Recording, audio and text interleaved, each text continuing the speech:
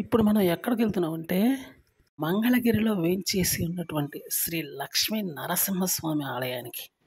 కొండ మీద లక్ష్మీ నరసింహస్వామి ఉంటాడు. కొండ కింద ఉత్సవ ఊరేగింపుల్లో పాల్గొనే లక్ష్మీ నరసింహస్వామి ఆలయం ఉంది. అందువల్ల ఇప్పుడు మనం కొండ మీదకెళ్తున్నాం. దారంతా కూడా మోస్ట్ ఎర్రనేల కనిపిస్తూ ఉంటుంది.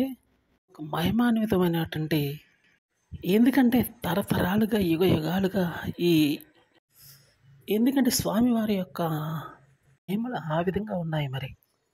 ఇక్కడ కొండ మీదకి వెళ్తుంటే మనకి కొండ క్రింది భాగంలో ఉన్నటువంటి కొన్ని ఆలయాలు కనిపిస్తాయి. వాటిలో ముఖ్యంగా గాలి గోపురం అయితే అద్భుతంగా కనిపిస్తుంది.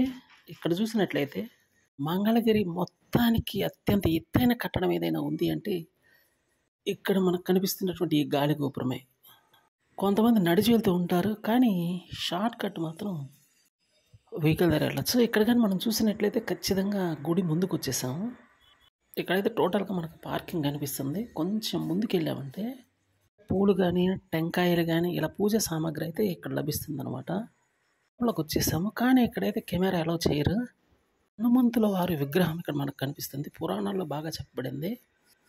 కోటి రకాల చెత్త ఆలోచనతో గుడిలోకి ప్రవేశించామంటే ఏమి ఉండవు ఆలోచనలో, ఒకే ఒక ఆలోచన ఉంటుంది, ఆటోమేటిక్గా జరిగిపోతుంది అంతే. ఎందుకంటే ఇది మహిమాన్వితమైన ఆలయం. మీద నుంచి అయితే కింద ప్లేస్ చూసుకోవచ్చు. అద్భుతమైన అనుభూతి దక్కుతుంది, నో డౌట్.